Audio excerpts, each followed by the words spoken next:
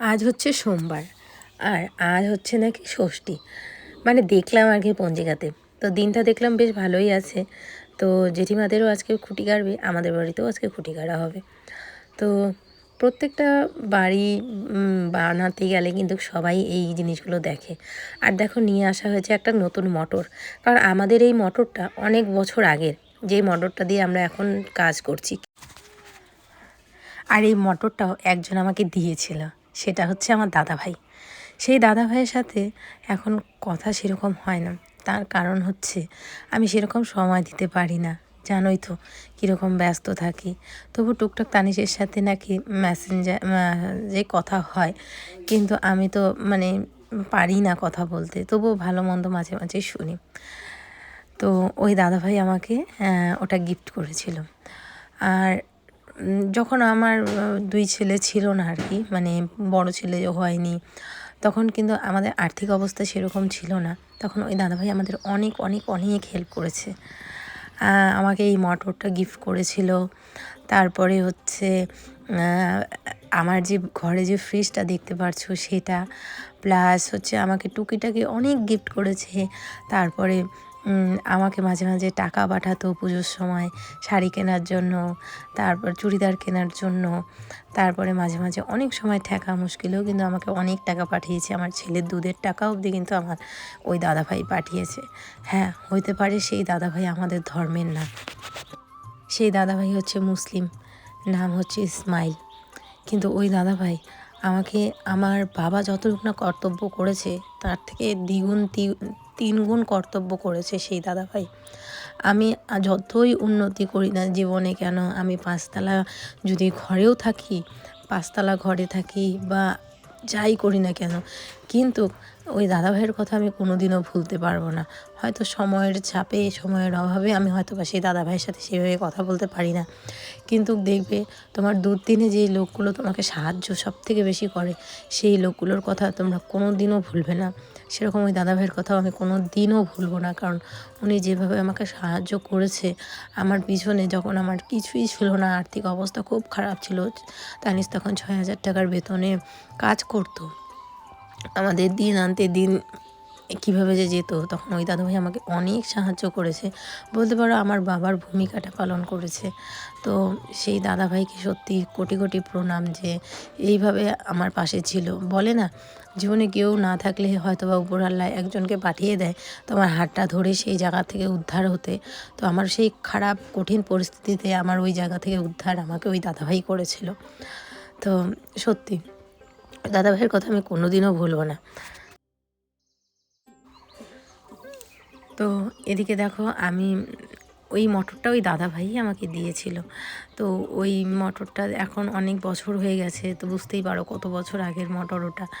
তো সেই জন্য না জল একটু কম টানে, আর সেই জন্য দেখো ঘরের কাজ করতে গেলে তো জলের প্রয়োজন প্রচুর, তোমরা তো জানোই, মশলা করতে গেলে। তো সেই জন্য একটা নতুন মোটর নিয়ে আসা হয়েছে। আর এদিকে ফুল, বেলপাতা না, দুব্বো, ধান, এই সমস্ত কিছু জোগাড় করলাম। আর এই যে ধনুক, এটার মধ্যে এইভাবে সুপারি লাগিয়ে তারপরে হচ্ছে যে খুঁটি গাড়া হয় বা ভিত পূজা হয় ওখানে দেওয়া হয়। এটা আমাদের এদিকে নিয়ম। তোমাদের এদিকে কার কার কাছে এরকম নিয়ম আছে অবশ্যই কমেন্ট করে জানিও। তো এরকম নিয়ম আছে। তারপরে সিঁদুর লাগিয়ে দিলাম। তো সুন্দর করে এই জায়গাটা মানে থালাটা আমি সাজিয়ে দিলাম। তারপরে আমার বড় ছেলে এই ধনুকটা দেখে পাগল হয়ে গেছে, যে ধনুক নিব ধনুক নিব। তারপরে যেই আমি হচ্ছে লাড্ডুর ইসটা খুললাম, তখন মা আমি লাড্ডু খাবো লাড্ডু খাবো। আসলে বাচ্চারা এরকমটাই করে, তাই না বলো? আমার ছোটোবেলার কথা আজও মনে আছে। আমার দিদা যখন হচ্ছে লক্ষ্মী পুজোর সময় নাড়ু বানাতো লক্ষ্মী ঠাকুরের সামনে দিবে জন্য, আমি সেই নাড়ু খাওয়ার জন্য পাগল হয়ে যেতাম। মানে অপেক্ষাই করতে পারতাম না কতক্ষণে পুজো হবে তারপরে খাবো। আমার মনে হতো কতক্ষণে খাবো এরকমটা। আসলে ছোটোবেলার অনুভূতিগুলোই এরকম। তো দেখো সুন্দর করে ডালাটা সাজিয়ে নিলাম। এখন মিস্ত্রি আসলে পরে পুজোটা হয়ে যাবে। আর এই যে জল একটা দেখতে পাচ্ছ ঘটিতে, এটা কুম্ভমেলায় তোমাদের দাদাভাই যে গিয়েছিলো, সেই কুম্ভমেলা থেকে যে জলটা এনেছে সেই কুম্ভর জল আর কি দিলাম। তারপরে কাঁচা টাকা, সোনা রূপার ধোয়া জল যা যা লাগে সব দিয়ে নিয়েছি। এখানে এই যে প্রদীপ দিলাম, তারপরে চাল দিতে হয়। এই যে কুম্ভোর জল দেখো, আরও একটা ড্রাম ভর্তি আছে কুম্ভোর জল। তো এই যে সোনা রূপো এই সমস্ত কিছুর জল, তারপরে এই সোনা রূপো এটা আমি হচ্ছে ওই যেখানে ভিত পুজো হবে গর্তটা সেটার মধ্যে দিয়ে দিব। দিদার কাছে শুনেছিলাম যে এগুলো দিলে খুব ভালো হয়, সুপার জল দেওয়া যায় কিন্তু দিলে বেশি ভালো আর কি। তো সেই জন্য আমি দিয়ে দিলাম আর কি, যেহেতু বাড়ি করব আর একবারই করব, তো সেই জন্য মন খুলে যা আছে সব দিয়ে সুন্দর করে আর কি পুজোটা করলে ভালো হয়, তো সেইভাবেই করছি আর কি।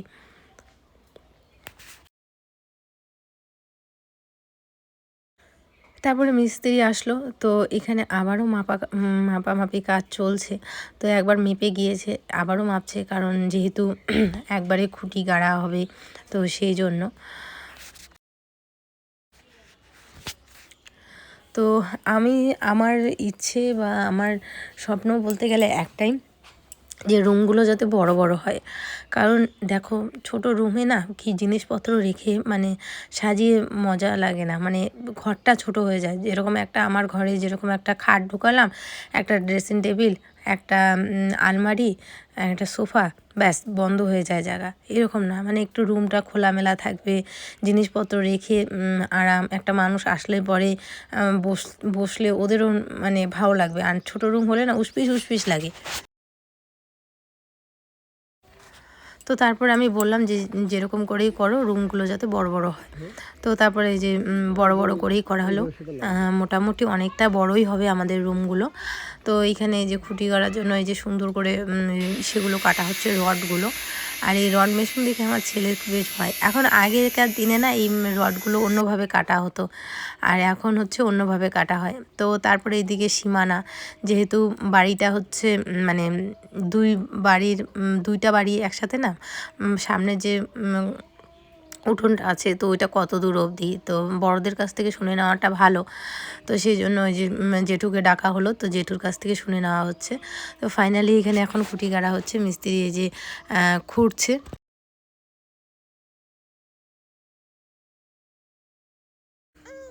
তো এখানে হচ্ছে পুজো করা হবে, খুঁটি গাড়ার পরে যে পুজোটা আর কি হয়, অনেকেই ভীতি পুজো বলে, অনেকে খুঁটি পুজো বলে, এক এক জায়গায় এক এক রকম নিয়ম। আমাদের এখানে সবাই খুঁটি পুজোই বলে। তো এইদিকে ছেলে যে বড় ঠাকুরদাদার সাথে জানি কি গল্প করছে।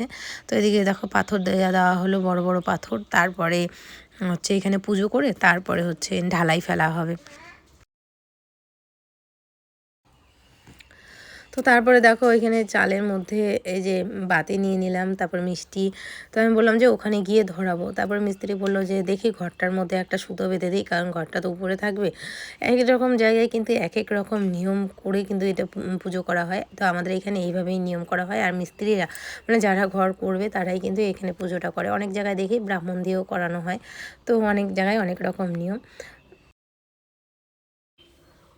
তো ছোট ছেলে এইখানে এই জায়গাটাতে নিয়ে আমি ভেবেছিলাম ওর হাত দিয়ে হচ্ছে যে প্রথম ঢালাইটা হয়, যেগুলো দেওয়া হয়, তো দেওয়াবো, কিন্তু ও ছিলই না ওই মুহূর্তটাতে। তারপরে বড় ছেলে ছিল, ওকে দিয়েই দেওয়ানো হয়েছে।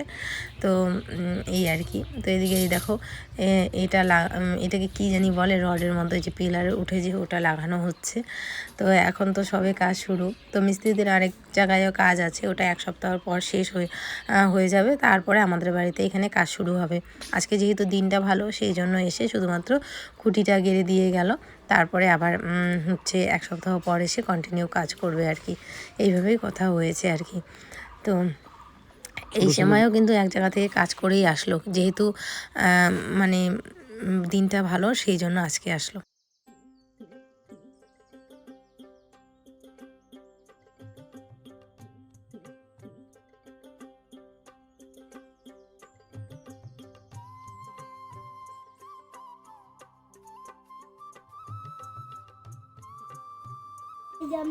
ফাইনালি অনেক ঝড়ঝাপটা পেরিয়ে ব্যাস কাজ শুরু হচ্ছে।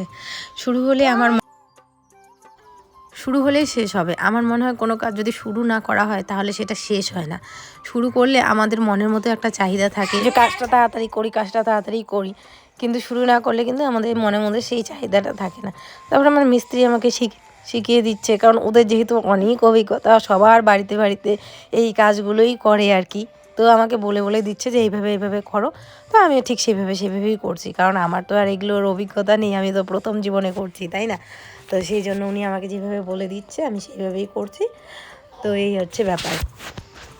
তো তারপরে এই যে এইখানে যেটা নিয়ম থাকে, কাঁচা টাকা, সোনা রূপা যেগুলো দিতে হয় সেগুলো দিয়ে দিচ্ছি, তারপরে জল দিতে হয়, তারপরে ফুল দুব্বা দিয়ে এগুলো প্রণাম করতে হয়, সেইভাবেই করে নিচ্ছি। বন্ধুরা, তোমরা আশীর্বাদ করো, সবার আশীর্বাদ নিয়ে এই কাজটাতে নামছি, যাতে খুব ভালোভাবে কাজটা সম্পূর্ণ করতে পারি।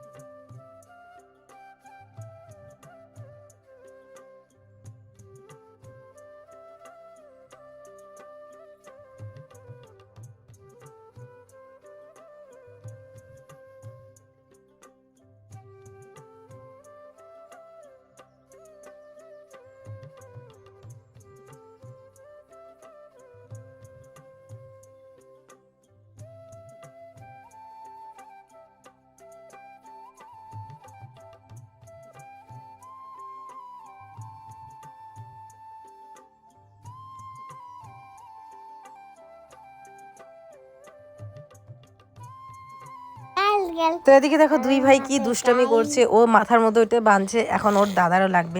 এটা দেখছি কিছুদিন ধরে ওর দাদা যেটা চায় সেটা ও নেয়, আবার ওর ভাইয়ের যেটা হাতে থাকে সেটা আবার ও নিয়ে নেয়। এইভাবে দুই ভাই এখন সেই দুষ্টামি করে, কি বলবো। আর আর এখন ছোটোটা যেহেতু হাঁটতে শিখেছে, ব্যাস ও সারা দিন এরকম করে হেঁটে হেঁটে বেড়াবে। আর এই দেখো ওর ভাইকে একদম মুখ বন্ধ করে দিয়েছে, বলে কি জামা পরিয়ে দেবো। আর মিথিল কিন্তু এই যে পুরো সিঁড়ি দিয়ে নামতে পারে এখন, কি বলবো। আর পুরো রিক্স এখন, যত দিন যাচ্ছে তত জানি ওর ওর প্রতি এখন আরও বেশি দেখতে হয় আর কি ওকে।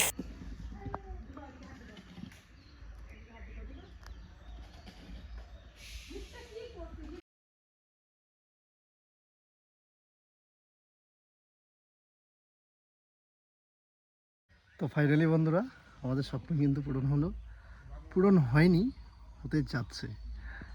স্টেপ বাই স্টেপ এগিয়ে যাব। হয়তো আমাদের এই ঘরটা অনেক সময় লাগবে কমপ্লিট হতে, আর আমরা কিন্তু একবারেই কমপ্লিট করতে পারবো না, আমরা কিন্তু ধীর গতিতেই করব।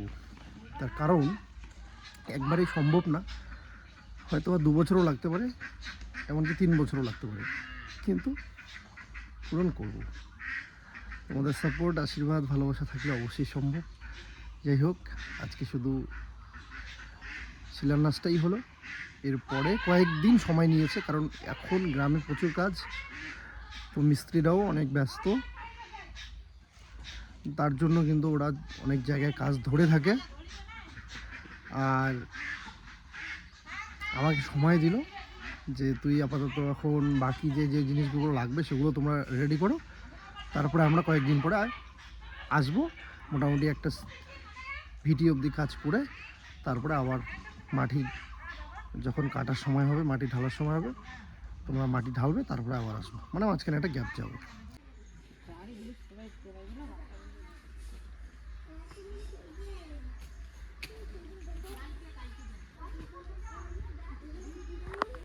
তো বন্ধুরা, ফাইনালি অনেক পরে খুঁটি গাড়া হলো। এই খুঁটি যে কবে ঠিক হবে, মানে কবে হবে সেটা দেখা যাক, সময় কথা বলবে। কারণ বহুত টাকার দরকার, তাই না? অবশ্যই, না চোখে লাগবে, তবে আশা করি হয়ে যাবে, আশা করা যায়। আর মিস্ত্রিরা আসবে কি মোটামুটি আর 4-5 দিন পরে ওরা আসবে, তো একবারেই অনেক জায়গায় কাজ ধরা আছে, তো সেই জন্য ওগুলো কমপ্লিট করবে, তারপরে আমাদের এখানে আসবে।